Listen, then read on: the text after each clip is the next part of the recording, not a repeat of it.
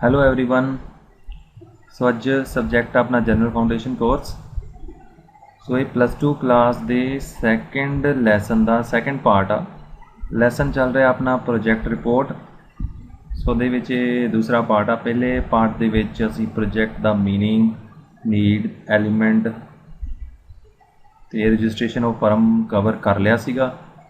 तो अज आप उस तो अगले टॉपिक करांगे। जे पहला वीडियो नहीं देखा तो तुसी business and commerce tick channel join करो तो प्लेलिस्ट तुसी वो वीडियो देख सकते हो। अज का टॉपिक अज आप करना वा insurance, meaning, building insurance, content insurance, vehicle insurance ते choosing suitable policy for building, content and vehicle insurance, then liability insurance and its type. बीमा की आ देखो, इंश्योरेंस की होंदा वा। इंश्योरेंस एक तरह का लीगल एग्रीमेंट होंदा वा जिहदे विच एक व्यक्ति या एक फर्म दूजी परसन नूं गारंटी दिंदी है कि जे कुछ कारणा करके कोई लॉस होगा तो उस लॉस की भरपाई करूगी तो ये वांडे वो एक अमाउंट लऊगी जिन्हों प्रीमियम कहा जाता। सो बीमा दो तरह, बीमा कंपनी और व्यक्ति विचकार एक कानूनी समझौता होता है जिस विच बीमा कंपनी बीमा करवाने वाले व्यक्ति द्वारा भुगतान कीते प्रीमियमां के बदले बीमे वाले संकट कारण होने वाले वित्तीय नुकसान की भराई करने का वादा करती है। सरल शब्दों में बीमा एक जोखिम तब्दील करने वाली विधि है जिथे तुसी अपने जोखिम नूं बीमा कंपनी नूं ट्रांसफर करते हो और वित्ती घाटे तो बचते हो जो तुहानूं अनकियासे घटनावां के कारण भुगतना पै सकता है।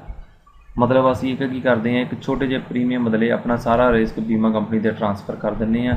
जे दिते हुए कारण करके लॉस होंदा वा तो वही भरपाई इंश्योरेंस कंपनी करूगी। इस तरह साडा जिहड़ा अनफोरसीन जिहड़े चैलेंजिज होंदे आ जां अनफोरसीन एक्सीडेंट होंदे आ उन्हां तो जिहड़ा नुकसान होंदा वा उहदे रिगार्डिंग साडा बचाव हो जांदा वा। इहदे लई जिहड़े रुपये दिते जांदे आ उहनूं प्रीमियम कहा जांदा वा। तुसीं अपनी जीवन का बीमा, बिल्डिंग का बीमा, कंटेंट यानी समग्री का बीमा तो व्हीकल का बीमा करवा सकते हो। सारिਆਂ ਲਈ बीमा उपलब्ध होंदा वा। सो अपने सिलेबस के अकॉर्डिंगली अपने हैगा पहला इमारत का बीमा जिन्हों आप बिल्डिंग का बीमा कहने हैं। बिल्डिंग के बीमे दे विच तुसीं अपनी जो भी तुहाडी प्रॉपर्टी आ उहदा ढांचा, गिराज, शैड, वार्ड, चार दीवारी, पाइपां, केबल अते नालियां नूं तब्दील करन दी कीमत नूं जो भी नुकसान होंदा वा उहदे रिगार्डिंग बीमा करवा सकते हो। मतलब बिल्डिंग का बीमा करवा सकते हो। बिल्डिंग दे विच मकान, घर, ऑफिस दे विच चार दीवारी, गिराज, शैड सब शामिल होंदे आ। पाइपां भी शामिल होंदियां वा, जानी क्योंकि वड्डियां वड्डियां फैक्ट्रियां की गल करते हो। बिल्डिंग का इंश्योरेंस जो करते हैं गैस पाइपां वगैरह विछियां होंदियां वा, नालियां बणियां होंदियां उन्हां दियां वड्डियां वड्डियां, तो उन्हां दी टुट भज दा बीमा भी वो करवा सकते हैं। बीमे में तुहाडे घर या फैक्ट्री के मुड़ निर्माण की पूरी कीमत नूं पूरा किया जाना चाहिए। बीमा ਆਪਾਂ इदां दा करवाना वा जिस साडे जे बिल्डिंग ढह जाए तो वो पूरी निर्माण की लागत बीमे दे विच कवर हो जाए। इमारत का बीमा आम तौर पर अग, विस्फोट, तूफान, हड़, भूचाल, चोरी, जम अते फट पाइपां का जमना ते फट जाना, मतलब पाइपां का जमना ते फट जाना, दरख्तां ते डिगण करके जे कोई बिल्डिंग नूं नुकसान होंदा वा, कोई वाहन वजदा वा जां जहाज़ की टक्कर हो जाती है बिल्डिंग दे विच, ਇਹੋ ਜਿਹੇ नुकसानां नूं इमारत के बीमे दे विच कवर किया जाता है। यानी असीं इमारत का बीमा कराउणा वा किसी भी कारण करके जिहड़े दस्से हुए कारण जिवें आ दस्सिआ हड़, तूफान, विस्फोट, जदों बिल्डिंग नूं नुकसान हो जाता तो इंश्योरेंस कंपनी उसकी भरपाई करेगी। नैक्सट है सही बिल्डिंग बीमा योजना की चोण किवें करिए। देखो सही बिल्डिंग बीमा योजना की जो असीं चोण करनी आ तो सब तो पहला वा भी जिन्ने भी साडे कोले अल्टरनेटिव हैगे आ उन्हां दी तुलना की जाए तो उन्हां दी इवैल्यूएशन की जाए। उस तो बाद सानू चोण करनी चाहिए आ।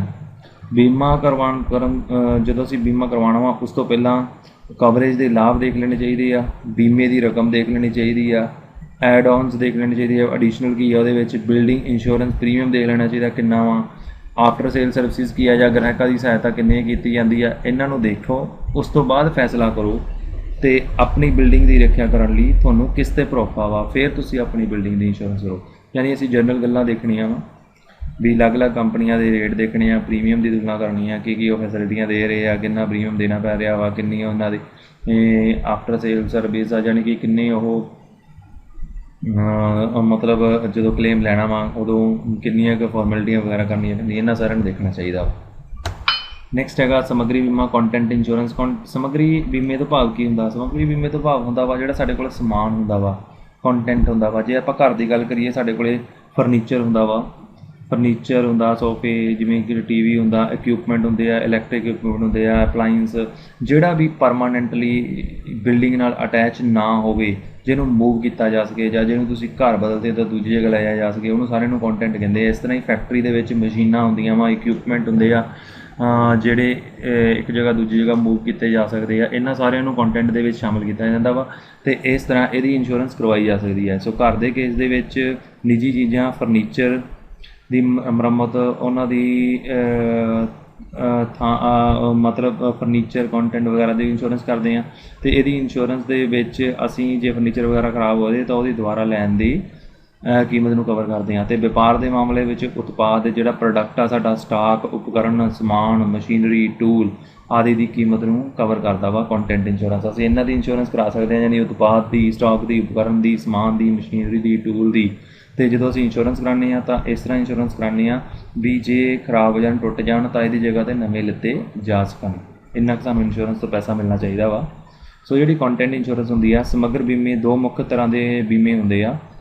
ਇੱਕ ਹੁੰਦਾ ਬਦਲਣ ਦਾ ਮੁੱਲ ਅਤੇ ਦੂਜਾ ਹੁੰਦਾ ਪੁਰਾਣੇ ਲਈ ਨਵੇਂ, ਯਾਨੀ ਦੋ ਕਿਸਮਾਂ ਵਾ, ਬਦਲਣ ਦਾ ਮੁੱਲ ਅਤੇ ਪੁਰਾਣੇ ਲਈ ਨਵੇਂ, ਦੋ ਪ੍ਰਕਾਰ ਹੈ ਇਹਦੇ।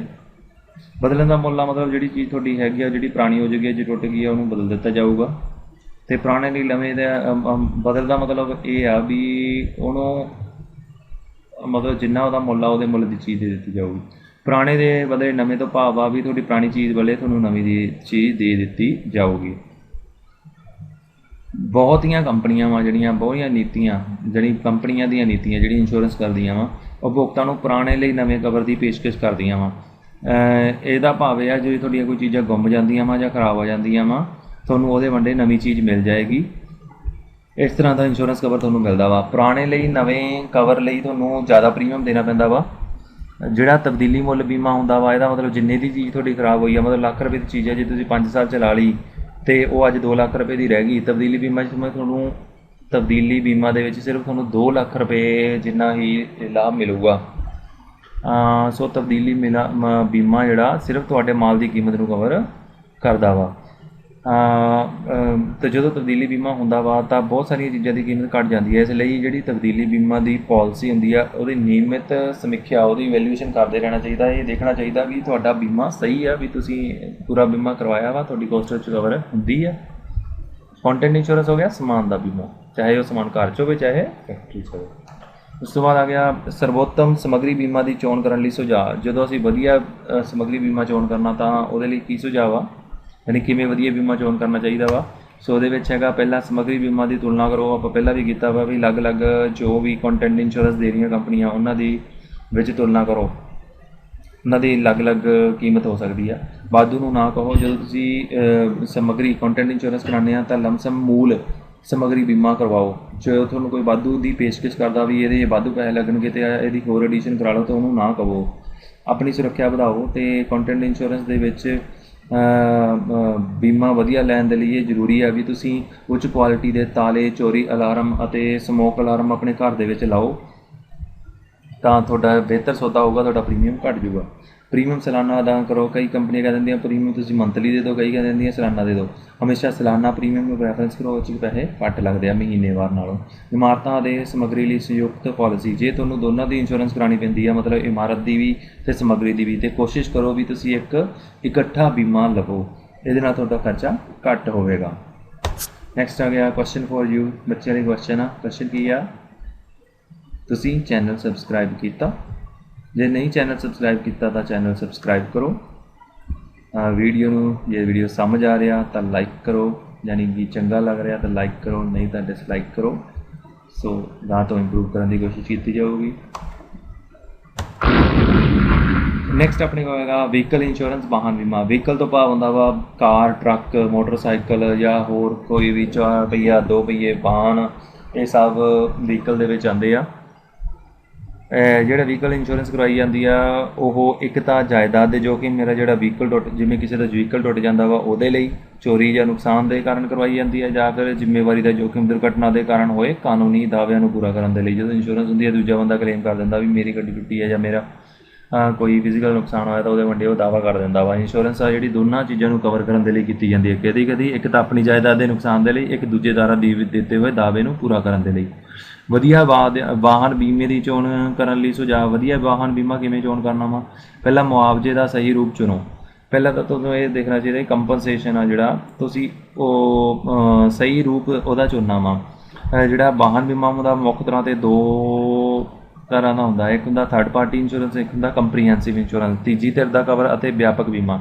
ਤੀਜੀ ਧਿਰ ਦੇ ਕਵਰ ਦੇ ਵਿੱਚ ਜਿਵੇਂ ਕਿ ਨਾਮ ਦੱਸਦਾ ਵਾ ਸਿਰਫ ਤੀਜੀ ਧਿਰ ਵੱਲੋਂ ਕੀਤੇ ਗਏ ਦਾਅਵੇ ਦੇ ਹਰਜਾਨੇ ਨੂੰ ਕਵਰ ਕੀਤਾ ਜਾਂਦਾ ਵਾ। ਇੱਕ ਵਿਆਪਕ ਬੀਮੇ ਵਿੱਚ ਤੀਜੀ ਧਿਰ ਦੇ ਦੁਆਰਾ ਦਿੱਤੇ ਗਏ ਹਰਜਾਨੇ ਨੂੰ ਤਾਂ ਕਵਰ ਕੀਤਾ ਹੀ ਜਾਂਦਾ ਵਾ, ਨਾਲ ਹੀ ਤੁਹਾਡੇ ਵਾਹਨ ਦੀ ਮੁੱਲ ਅਤੇ ਵਾਹਨ ਦੀ ਰੱਖਿਆ ਆਦਿ ਨੂੰ ਵੀ ਕਵਰ ਕੀਤਾ ਜਾਂਦਾ ਵਾ। ਜਿਹੜੀ ਥਰਡ ਪਾਰਟੀ ਇੰਸ਼ੋਰੈਂਸ ਹੁੰਦੀ ਉਹ ਸਸਤੀ ਹੁੰਦੀ ਆ। ਤੁਸੀਂ ਆਪਣੀ ਜ਼ਰੂਰਤਾਂ ਦੇਖਣੀਆਂ ਵੀ ਤੁਹਾਡੀ ਜ਼ਰੂਰਤ ਕਿਹੋ ਜਿਹੀ ਆ ਅਤੇ ਉਸ ਅਕੋਰਡਿੰਗਲੀ ਤੁਹਾਨੂੰ ਇੰਸ਼ੋਰੈਂਸ ਕਰਵਾਉਣੀ ਚਾਹੀਦੀ ਆ। ਸੈਕਿੰਡ ਦੂਜਾ ਤੁਲਨਾ ਕਰੋ। ਅਲੱਗ-ਅਲੱਗ ਬੀਮਾ ਕੰਪਨੀਆਂ ਹੁੰਦੀਆਂ ਵਾ, ਸੋ ਸਾਰੀਆਂ ਬੀਮਾ ਕੰਪਨੀਆਂ ਦੁਆਰਾ ਦਿੱਤੀ ਜਾ ਰਹੀ ਆਫਰ ਦੀ ਤੁਲਨਾ ਕਰੋ ਅਤੇ ਤੁਸੀਂ ਆਪਣੇ ਅਕੋਰਡਿੰਗਲੀ ਚੂਜ਼ ਕਰੋ ਵੀ ਤੁਹਾਨੂੰ ਕੀ ਚਾਹੀਦਾ ਵਾ, ਅਤੇ ਉਸ ਤੋਂ ਬਾਅਦ ਸਭ ਤੋਂ ਵਧੀਆ ਯੋਜਨਾ ਲੱਭੋ। ਇਸ ਤਰ੍ਹਾਂ ਕਰਨ ਨਾਲ ਤੁਹਾਨੂੰ ਵਧੀਆ ਯੋਜਨਾ ਮਿਲ ਜੂਗੀ ਆਸਾਨੀ ਨਾਲ। ਛੂਟ ਦੀ ਭਾਲ ਕਰੋ। ਦੇਖੋ ਬੀਮਾ ਕੰਪਨੀਆਂ ਸਮੇਂ-ਸਮੇਂ 'ਤੇ ਬਹੁਤ ਸਾਰੇ ਆਫਰ ਦਿੰਦੀਆਂ ਰਹਿੰਦੀਆਂ, ਡਿਸਕਾਊਂਟ ਪੇਸ਼ ਕਰਦੀਆਂ ਰਹਿੰਦੀਆਂ, ਹਮੇਸ਼ਾ ਇਹਨਾਂ ਦੀ ਧਿਆਨ ਰੱਖਣਾ ਚਾਹੀਦਾ ਵਾ ਅਤੇ ਉਹਦੇ ਅਕੋਰਡਿੰਗਲੀ ਉਹ ਡੀਲ ਕਰਨਾ ਚਾਹੀਦਾ ਵਾ। ਅਤੇ ਜੇ IDV ਦੀ ਜਾਂਚ ਕਰੋ। IDV ਹੁੰਦੀ ਹੈ ਜਿਹੜੀ ਵਹੀਕਲ ਦੀ ਇੰਸ਼ੋਰਡ ਡਿਕਲੇਅਰ ਵੈਲਿਊ ਹੁੰਦੀ ਆ। ਦੇਖੋ ਇੱਕ ਚੰਗੀ ਬੀਮਾ ਪਾਲਿਸੀ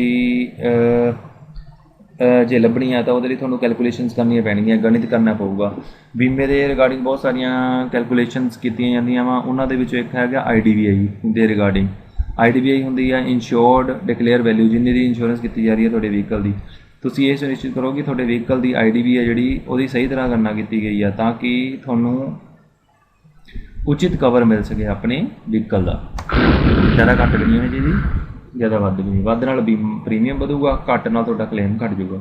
ਵਾਹਨ ਇੰਸ਼ੋਰੈਂਸ ਦੇ ਨਾਲ ਐਸੋਸੀਏਸ਼ਨ ਦੇ ਨਾਲ ਰਜਿਸਟਰ ਕਰੋ। ਵਾਹਨ ਐਸੋਸੀਏਸ਼ਨ ਦੇ ਨਾਲ ਰਜਿਸਟਰਡ ਕਰੋ। ਦੇਖੋ ਇਹ ਬਹੁਤ ਮਹੱਤਵਪੂਰਨ ਆ ਵੀ ਤੁਸੀਂ ਕਿਸੇ ਵਾਹਨ ਐਸੋਸੀਏਸ਼ਨ ਨਾਲ ਰਜਿਸਟਰਡ ਹੋ ਜਾਵੋ, ਕਿਉਂਕਿ ਜਿਹੜੇ ਵਾਹਨ ਐਸੋਸੀਏਸ਼ਨ ਨਾਲ ਰਜਿਸਟਰ ਹੁੰਦੇ ਆ ਉਹਨਾਂ ਨੂੰ ਡਿਸਕਾਊਂਟ ਵੱਧ ਪ੍ਰਾਪਤ ਹੁੰਦੀ ਆ, ਇਹ ਹਮੇਸ਼ਾ ਚੰਗਾ ਹੀ ਹੁੰਦਾ ਵਾ। ਦਾਅਵੇ ਦੀ ਪ੍ਰਕਿਰਿਆ ਦੀ ਜਾਂਚ ਕਰੋ। ਜਦੋਂ ਤੁਸੀਂ ਬੀਮਾ ਪਾਲਿਸੀ ਖਰੀਦਦੇ ਹੋ ਇਹ ਦੇਖੋ ਵੀ ਜਦੋਂ ਤੁਹਾਡਾ ਲਾਸ ਵਗੈਰਾ ਹੋ ਗਿਆ ਤਾਂ ਕਲੇਮ ਲੈਣ ਲਈ ਕਿੰਨੀਆਂ ਕੁ ਫਾਰਮੈਲਿਟੀਆਂ ਵਾ, ਸੋ ਇਸ ਬਾਰੇ ਪਹਿਲਾਂ ਹੀ ਜਾਂਚ ਕਰਕੇ ਦੇਖ ਲੈਣਾ ਚਾਹੀਦਾ, ਅਤੇ ਜਿਹੜੇ ਜਲਦੀ ਕਲੇਮ ਦਿੰਦੇ ਆ ਉਹਨਾਂ ਨਾਲ ਜੁੜਨਾ ਚਾਹੀਦਾ ਵਾ। ਇੱਕ ਚੰਗਾ ਬੀਮਾ ਕਰਨ ਵਾਲਾ ਚੁਣੋ। ਜਿਹੜਾ ਤੁਹਾਡੀ ਬੀਮਾ ਪਾਲਿਸੀ ਕਰਾਈ ਦਾ ਫਾਇਦਾ ਜਾਂ ਮੁੱਲ ਇਹ 'ਤੇ ਨਿਰਭਰ ਕਰਦਾ ਤੁਸੀਂ ਕਿਹਦੇ ਕੋਲ ਇੰਸ਼ੋਰੈਂਸ ਕਰਾਉਣੇ ਆ। ਅਤੇ ਵਧੀਆ ਇੰਸ਼ੋਰੈਂਸ ਕਰਾਉਣੇ ਜਾਂਦੇ ਆ, ਸਭ ਤੋਂ ਪਹਿਲਾਂ ਵਧੀਆ ਕੰਪਨੀ ਦੀ ਚੋਣ ਕਰੋ ਜਾਂ ਵਧੀਆ ਬੀਮਾ ਪ੍ਰੋਵਾਈਡਰ ਦੀ ਚੋਣ ਕਰੋ, ਅਤੇ ਉਹਦੇ ਕੋਲ ਪ੍ਰੋਪਰ ਆਫਟਰ ਸੇਲ ਸਰਵਿਸਿਜ਼ ਹੋਣੀਆਂ ਚਾਹੀਦੀਆਂ, ਮਤਲਬ ਕਸਟਮਰ ਵਾਲੀ ਪ੍ਰੋਪਰ ਫੈਸਿਲਿਟੀਜ਼ ਹੋਣੀਆਂ ਚਾਹੀਦੀਆਂ ਵਾ। ਨਵੀਨੀਕਰਨ ਪ੍ਰਕਿਰਿਆ ਦੀ ਜਾਂਚ ਕਰੋ। ਰਿਨਿਊਵਲ ਕਰਾਉਣੀ ਪੈਂਦੀ ਆ ਆਪਾਂ ਨੂੰ ਹਰ ਸਾਲ ਬੀਮੇ ਦੀ। ਰਿਨਿਊਵਲ ਦਾ ਢੰਗ ਦੇਖੋ, ਜਿਹੜਾ ਤੁਹਾਨੂੰ ਵਧੀਆ ਢੰਗ ਦੇ ਰਿਹਾ, ਈਜ਼ੀ ਰਿਨਿਊਵਲ ਦੇ ਰਿਹਾ, ਆਨਲਾਈਨ ਰਿਨਿਊਵਲ ਦੇ ਰਿਹਾ, ਤੁਹਾਨੂੰ ਉਹਦੇ ਨਾਲ ਜੁੜਨਾ ਚਾਹੀਦਾ ਵਾ, ਕਿਉਂਕਿ ਰਿਨਿਊਵਲ ਕਰਾਉਣੀ ਵੀ ਬਹੁਤ ਜ਼ਿਆਦਾ ਜ਼ਰੂਰੀ ਆ। ਜਿੰਨਾ ਬੀਮਾ ਲੈਣਾ ਜ਼ਰੂਰੀ ਆ ਉਨਾ ਹੀ ਹਰ ਸਾਲ ਉਹਦੀ ਰਿਨਿਊਵਲ ਜ਼ਰੂਰੀ ਆ। ਨਿਯਮਾਂ ਅਤੇ ਸ਼ਰਤਾਂ ਨੂੰ ਪੜ੍ਹੋ। ਜੇ ਤੁਸੀਂ ਬੀਮੇ ਦਾ ਫਾਇਦਾ ਲੈਣਾ ਵਾ ਪ੍ਰੋਪਰ ਤਾਂ ਤੁਹਾਨੂੰ ਕੀ ਕਰਨਾ ਚਾਹੀਦਾ, ਬੀਮਾ ਲੈਣ ਵੇਲੇ ਸਾਰੀਆਂ ਨਿਯਮਾਂ ਅਤੇ ਸ਼ਰਤਾਂ ਨੂੰ ਚੰਗੀ ਤਰ੍ਹਾਂ ਪੜ੍ਹਨਾ ਚਾਹੀਦਾ ਵਾ। ਜਦ ਤੱਕ ਤੁਹਾਡਾ ਵਿਚਾਰ ਪੂਰਾ ਨਾ ਬਣੇ ਅੱਧੇ ਮਨ ਨਾਲ ਬੀਮਾ ਨਹੀਂ ਖਰੀਦਣਾ ਚਾਹੀਦਾ। ਜਦੋਂ ਸਾਰੀਆਂ ਤੁਹਾਡੀਆਂ ਸ਼ੰਕਾਂ ਦੂਰ ਹੋ ਗਈਆਂ ਉਦੋਂ ਹੀ ਬੀਮਾ ਪਾਲਿਸੀ ਖਰੀਦਣੀ ਚਾਹੀਦੀ ਹੈ। ਨੈਕਸਟ ਟੌਪਿਕ ਆ ਗਿਆ ਲਾਇਬਿਲਿਟੀ ਇੰਸ਼ੋਰੈਂਸ। ਦੇਣਦਾਰੀ ਬੀਮਾ ਕੀ ਹੈ? ਲਾਇਬਿਲਿਟੀ ਇੰਸ਼ੋਰੈਂਸ ਕੀ ਹੁੰਦੀ ਆ? ਦੇਖੋ ਦੇਣਦਾਰੀ ਬੀਮਾ ਇਹ ਹੁੰਦੀ ਆ ਵੀ ਜਦੋਂ ਕੋਈ ਐਕਸੀਡੈਂਟ ਵਗੈਰਾ ਹੁੰਦਾ ਵਾ ਤਾਂ ਥਰਡ ਪਾਰਟੀ ਦਾ ਨੁਕਸਾਨ ਹੁੰਦਾ ਵਾ ਉਹ ਕਲੇਮ ਕਰ ਦਿੰਦੇ ਆ ਵੀ ਸਾਨੂੰ ਤੁਸੀਂ ਇਹ ਕਲੇਮ ਕਰੋ, ਸਾਡਾ ਕੋਈ ਪ੍ਰੋਪਰਟੀ ਦਾ ਨੁਕਸਾਨ ਹੋ ਗਿਆ ਜਾਂ ਸਾਡਾ ਕੋਈ ਫਿਜ਼ੀਕਲ ਨੁਕਸਾਨ ਹੋ ਗਿਆ ਤਾਂ ਕੰਪਨੀ 'ਤੇ ਜਾਂ ਕਿਸੇ ਬੰਦੇ 'ਤੇ ਉਹ ਕਲੇਮ ਕਰ ਦਿੰਦੀ ਆ। ਤਾਂ ਇੰਸ਼ੋਰੈਂਸ ਕੰਪਨੀ ਕੀ ਕਰਦੀ ਹੈ, ਇਹੋ ਜਿਹੇ ਕਲੇਮ ਦੇ ਬੰਦੇ ਮੁਆਵਜ਼ਾ ਦਿੰਦਾ ਆ ਜੇ ਇੰਸ਼ੋਰੈਂਸ ਕਰਾਈ ਹੋਵੇ। ਇਹਨੂੰ ਹੀ ਥਰਡ ਪਾਰਟੀ ਇੰਸ਼ੋਰੈਂਸ ਕਹਿੰਦੇ ਆ। तो थर्ड पार्टी बीमा बीमे वाली पार्टी ਨੂੰ ਲੋਕਾਂ ਦੇ ਜਾਂ ਜਾਇਦਾਦ ਦੇ ਨੁਕਸਾਨ ਦੇ ਨਤੀਜੇ ਵਜੋਂ ਦਾਅਵਿਆਂ ਤੋਂ ਸੁਰੱਖਿਆ ਪ੍ਰਦਾਨ ਕਰਦਾ ਹੈ। ਜਿਹੜਾ ਥਰਡ ਪਾਰਟੀ ਬੀਮਾ ਵਾ ਉਹ ਲੋਕਾਂ ਦੇ ਦਾਅਵਿਆਂ ਤੋਂ ਸੁਰੱਖਿਆ ਪ੍ਰਦਾਨ ਕਰਦਾ। ਦੇਣਦਾਰੀ ਬੀਮਾ ਪਾਲਿਸੀ ਕਾਨੂੰਨੀ ਖਰਚੇ ਅਤੇ ਕਿਸੇ ਵੀ ਭੁਗਤਾਨ ਦੋਨਾਂ ਨੂੰ ਕਵਰ ਕਰਦੀ ਹੈ, ਇਸ ਜਿਸ ਲਈ ਬੀਮਾ ਕੀਤੀ ਧਿਰ ਜ਼ਿੰਮੇਵਾਰ ਹੋਵੇ ਜੇ ਕਾਨੂੰਨੀ ਤੌਰ 'ਤੇ ਜਵਾਬਦੇਹੀ ਪਾਇਆ ਜਾਂਦਾ ਹੈ। ਯਾਨੀ ਕਿ ਜੇ ਜਿਹਨੇ ਬੀਮਾ ਕਰਵਾਇਆ ਜੇ ਉਹ ਉਸ ਨੁਕਸਾਨ ਲਈ ਜ਼ਿੰਮੇਵਾਰ ਪਾਇਆ ਜਾਂਦਾ ਤਾਂ ਉਹ ਨੁਕਸਾਨ ਦੀ ਭਰਪਾਈ ਬੀਮਾ ਕੰਪਨੀ ਕਰੂਗੀ। ਯਾਨੀ ਜੇ ਕਿਸੇ ਬੰਦੇ ਨੇ ਇੰਸ਼ੋਰੈਂਸ ਕਰਾਈ ਆ ਉਹਦਾ ਕੋਈ ਐਕਸੀਡੈਂਟ ਹੋ ਗਿਆ, ਸਾਹਮਣੇ ਕਿਸੇ ਬੰਦੇ ਦਾ ਨੁਕਸਾਨ ਹੋ ਗਿਆ, ਉਹਨੇ ਕੋਈ ਕਲੇਮ ਕਰਤਾ ਅਤੇ ਇਹ ਬੰਦਾ ਦੋਸ਼ੀ ਪਾਇਆ ਗਿਆ ਅਤੇ ਇਹਨੂੰ ਕੁਛ ਰੁਪਈਏ ਦੇਣੇ ਪੈਣਗੇ, ਤਾਂ ਜੇ ਇੰਸ਼ੋਰੈਂਸ ਕਰਾਈ ਆ ਤਾਂ ਉਹ ਰੁਪਈਏ ਉਹ ਬੰਦਾ ਨਹੀਂ ਦੇਊਗਾ, ਇੰਸ਼ੋਰੈਂਸ ਕੰਪਨੀ ਦੇਊਗੀ। ਜਾਣਬੁੱਝ ਕੇ ਨੁਕਸਾਨ ਜਾਂ ਇਕਰਾਰਨਾਮੇ ਦੀਆਂ ਜ਼ਿੰਮੇਵਾਰੀਆਂ ਆਮ ਤੌਰ 'ਤੇ ਇਹਨਾਂ ਕਿਸਮ ਦੀਆਂ ਨੀਤੀਆਂ ਵਿੱਚ ਸ਼ਾਮਲ ਨਹੀਂ ਹੁੰਦੀਆਂ। ਕਈ ਜਾਣਬੁੱਝ ਕੇ ਕੋਈ ਸੈਟਲਮੈਂਟ ਨਾਲ ਕੋਈ ਐਕਸੀਡੈਂਟ ਵਗੈਰਾ ਕਰ ਲੈਂਦੇ ਆ, ਸੋ ਇਹਨਾਂ ਦੇ ਵਿੱਚ ਸ਼ਾਮਲ ਨਹੀਂ ਹੁੰਦੇ। ਐਗਰੀਮੈਂਟ ਵਗੈਰਾ ਨੁਕਸਾਨ ਦੇ ਕਰ ਲੈਂਦੇ ਆ। ਜ਼ਿੰਮੇਵਾਰੀ ਬੀਮਾ ਦੀਆਂ ਵੱਖ-ਵੱਖ ਕਿਸਮਾਂ। ਜ਼ਿੰਮੇਵਾਰੀ ਬੀਮਾ ਦੀਆਂ ਵੱਖ-ਵੱਖ ਕਿਸਮਾਂ ਵਾ। ਸੋ ਜ਼ਿੰਮੇਦਾਰੀ ਬੀਮਾ ਪਾਲਿਸੀ ਕਾਰੋਬਾਰ ਦੇ ਮਾਲਕ, ਪੇਸ਼ੇਵਰ ਅਤੇ ਸਵੈ ਰੁਜ਼ਗਾਰ ਵਾਲੇ ਲੋਕਾਂ ਨੂੰ ਗਲਤ ਵਿਵਹਾਰ, ਸੱਟ ਜਾਂ ਲਾਪਰਵਾਹੀ ਕਾਰਨ ਮੁਆਵਜ਼ੇ ਦੇ ਦਾਅਵਿਆਂ ਦੀ ਕੀਮਤ ਦੇ ਵਿਰੁੱਧ ਕਵਰ ਕਰਨ ਦੀ ਪੇਸ਼ਕਸ਼ ਕਰਦੀ ਹੈ। ਦੇਖੋ ਜ਼ਿੰਮੇਵਾਰੀ ਜਿਹੜੀ ਲਾਇਬਿਲਿਟੀ ਇੰਸ਼ੋਰੈਂਸ ਆ ਜਾਂ ਜ਼ਿੰਮੇਵਾਰੀ ਬੀਮਾ ਵਾ ਕਿਹਦੇ ਕੰਮ ਆਉਂਦਾ? ਦੇਖੋ ਆਮ ਬੰਦੇ ਦੇ ਕੰਮ ਆਉਂਦਾ ਵਾ। ਜਿਵੇਂ ਮੋਟਰ ਵਹੀਕਲ ਆਪਾਂ ਮੋਟਰ ਇੰਸ਼ੋਰੈਂਸ, ਵਹੀਕਲ ਇੰਸ਼ੋਰੈਂਸ ਕਰਾਉਂਦੇ ਹਾਂ, ਜਦੋਂ ਕਿਸੇ 'ਚ ਵਹੀਕਲ ਵੱਜਦਾ ਵਾ ਆਪਣਾ ਨੁਕਸਾਨ ਤਾਂ ਹੁੰਦਾ, ਸਾਹਮਣੇ ਵਾਲੇ ਦਾ ਵੀ ਹੁੰਦਾ। ਅਤੇ ਉਸ ਤੋਂ ਬਾਅਦ ਫੈਕਟਰੀ ਵਾਲਿਆਂ ਦੇ ਵਪਾਰੀਆਂ ਲਈ ਇਹ ਬਹੁਤ ਉਪਯੋਗੀ ਹੁੰਦੀ ਆ, ਕਿਉਂਕਿ ਫੈਕਟਰੀ ਦੇ ਵਿੱਚ ਕੋਈ ਐਕਸੀਡੈਂਟ ਵਗੈਰਾ ਹੋ ਜਾਂਦਾ, ਕੋਈ ਵਰਕਰ ਦਾ ਐਕਸੀਡੈਂਟ ਹੋ ਜਾਂਦਾ ਵਾ, ਉਹਨੂੰ ਕਲੇਮ ਵਗੈਰਾ ਦੇਣਾ ਪੈਂਦਾ ਵਾ, ਜਾਂ ਕੋਈ ਬਿਜ਼ਨਸ ਦਾ ਨੇਚਰ ਇਹੋ ਜਿਹਾ ਹੁੰਦਾ, ਜਿਵੇਂ ਕਿਸੇ ਨੇ ਐਡਵਾਈਸ ਕਰਨੀ ਹੁੰਦੀ ਹੈ, ਐਡਵਾਈਸ ਕਰਕੇ ਕਿਸੇ ਦਾ ਨੁਕਸਾਨ ਹੋ ਜਾਂਦਾ ਵਾ ਤਾਂ ਉਹ ਵੀ ਕਲੇਮ ਕਰ ਸਕਦਾ ਵਾ। ਯਾਨੀ ਬਿਜ਼ਨਸ ਦੇ ਵਿੱਚ ਜੇ ਕੋਈ ਆ ਜਾਂਦਾ ਵਾ ਬਾਏ ਚਾਂਸ, ਉਹਦੇ 'ਤੇ ਕੋਈ ਮਸ਼ੀਨ ਡਿੱਗ ਜੇ, ਉਹਦੇ ਕਰਕੇ ਵੀ ਉਹ ਕਲੇਮ ਕਰ ਦਿੰਦਾ ਵਾ। ਤਾਂ ਇਹੋ ਜਿਹੇ ਕੇਸਾਂ ਦੇ ਵਿੱਚ ਸਾਰਿਆਂ ਦੇ ਵਿੱਚ ਪ੍ਰੋਟੈਕਸ਼ਨ ਮਿਲਦੀ ਆ ਲਾਇਬਿਲਿਟੀ ਇੰਸ਼ੋਰੈਂਸ ਦੇ ਨਾਲ। ਇਹਦੇ ਵਿੱਚ ਅਲੱਗ-ਅਲੱਗ ਤਰ੍ਹਾਂ ਦੀਆਂ ਬੀਮਾ ਪਾਲਿਸੀਆਂ ਹੋ ਸਕਦੀਆਂ। ਪਹਿਲਾ ਹੈਗਾ ਵਪਾਰਿਕ ਆਮ ਦੇਣਦਾਰੀ CGL ਨੀਤੀ।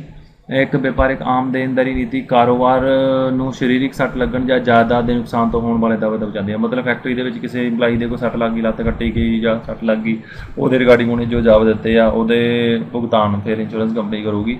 ਇਹ ਇਸ਼ਤਿਹਾਰ ਵਿਆਜੀ ਅਤੇ ਵਿਅਕਤੀਗਤ ਸੱਟ ਕਾਰਨ ਹੋਏ ਨੁਕਸਾਨ ਨੂੰ ਵੀ ਕਵਰ ਕਰਦੀ ਹੈ, ਕਿਸੇ ਬੰਦੇ ਦੇ ਸੱਟ ਲੱਗ ਗਈ। ਡਾਇਰੈਕਟਰ ਅਤੇ ਅਧਿਕਾਰੀ ਦੇਣਦਾਰੀ ਬੀਮਾ। ਇਹਦੇ ਵਿੱਚ ਨਾਮ ਤੋਂ ਕਲੀਅਰ ਆ, ਡਾਇਰੈਕਟਰ ਅਤੇ ਅਧਿਕਾਰੀਆਂ ਨੂੰ ਵਿੱਚ ਪ੍ਰੋਟੈਕਸ਼ਨ ਮਿਲਦੀ ਆ।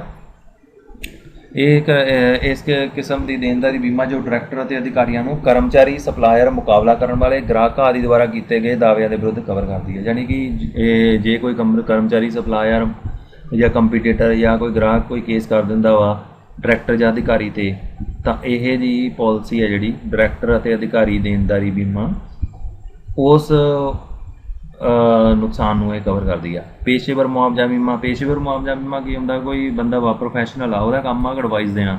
ਹੁਣ ਕਈ ਵਾਰ ਉਹਦੀ ਐਡਵਾਈਸ ਸਹੀ ਵੀ ਹੋ ਜਾਂਦੀ ਹੈ, ਕਈ ਵਾਰ ਐਡਵਾਈਸ ਉਹਦੀ ਗਲਤ ਵੀ ਹੋ ਜਾਂਦੀ ਹੈ। ਜੇ ਕੋਈ ਉਹਦੀ ਐਡਵਾਈਸ ਗਲਤ ਨਿਕਲ ਜਾਂਦੀ ਆ ਤਾਂ ਗਾਹਕ ਉਹਦੇ ਉੱਤੇ ਕੋਈ ਕੇਸ ਕਰ ਦਿੰਦਾ ਵਾ ਕਲੇਮ ਲਈ ਵੀ ਮੇਰਾ ਇੰਨਾ ਨੁਕਸਾਨ ਹੋ ਗਿਆ, ਤਾਂ ਇਸ ਕੇਸ ਦੇ ਵਿੱਚ ਇਹੋ ਜਿਹੀ ਇੰਸ਼ੋਰੈਂਸ ਉਹਨੂੰ ਕਵਰ ਪ੍ਰੋਵਾਈਡ ਕਰਦੀ ਆ ਵੀ ਉਸ ਮੁਆਵਜ਼ੇ ਜੇ ਦੇਣਾ ਵੀ ਪੈ ਜਾਵੇ ਤਾਂ ਫਿਰ ਇੰਸ਼ੋਰੈਂਸ ਕੰਪਨੀ ਉਹ ਮੁਆਵਜ਼ਾ ਦਿੰਦੀ ਹੈ। ਨੈਕਸਟ ਹੈਗਾ ਵਾ ਸਾਈਬਰ ਜੋਖਮ ਬੀਮਾ।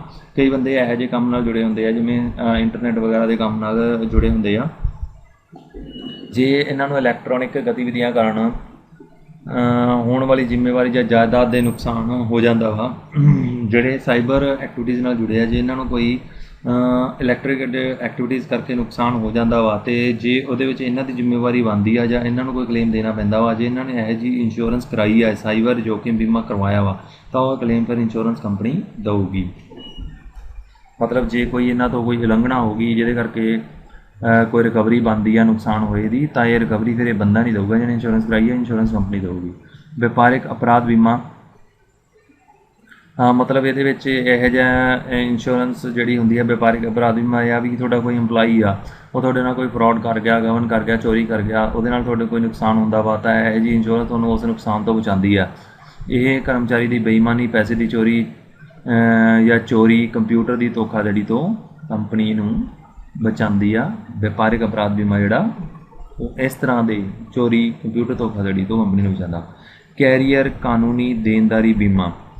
ਕੈਰੀਅਰ ਕਾਨੂੰਨੀ ਦੇਣਦਾਰੀ ਬੀਮਾ, ਕੈਰੀਅਰ ਤੋਂ ਭਾਵ ਆ ਜਿਹੜੀਆਂ ਇੱਕ ਥਾਂ ਤੋਂ ਦੂਜੇ ਥਾਂ ਸਮਾਨ ਲੈ ਜਾਣ ਵਾਲੀਆਂ ਕੰਪਨੀਆਂ ਵਾ, ਉਹ ਜਦੋਂ ਇੱਕ ਸਮਾਨ ਇੱਕ ਥਾਂ